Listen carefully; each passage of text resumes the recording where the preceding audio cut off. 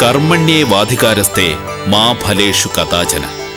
കർമ്മം ചെയ്യുക, ഫലത്തെ ഇച്ഛിക്കാതിരിക്കുക എന്നാണ് ഭഗവത്ഗീതയിൽ ഭഗവാൻ പറഞ്ഞിരിക്കുന്നത്. ഫലം ആഗ്രഹിക്കാതെ ചെയ്യുന്ന കർമ്മമാണോ സ്വാമികളെ നിഷ്കാമകർമ്മം? അതെ, അതാണ് പരമ്പൊരുൾ നിർദ്ദേശിച്ചിട്ടുള്ളത്. അന്നപാനാദികൾക്കുള്ള ആർത്തിയല്ലാതെ കറയറ്റ ഭക്തി എന്നൊരു വികാരം അങ്ങയ്ക്കോ ശിഷ്യന്മാർക്കോ ഒരു നിമിഷമെങ്കിലും ഉണ്ടായിട്ടുണ്ടോ?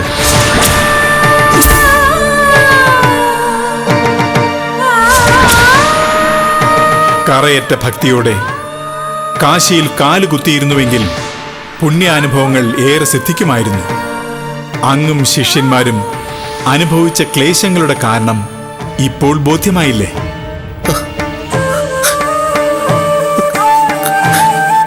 ബോധ്യമായി ഭഗവാനെ. ഈ മായക്കല്ല് കൈവശം വെച്ചുകൊണ്ട് എന്തിനെ തൊട്ടാലും അത് കനകക്കട്ടിയായി മാറും.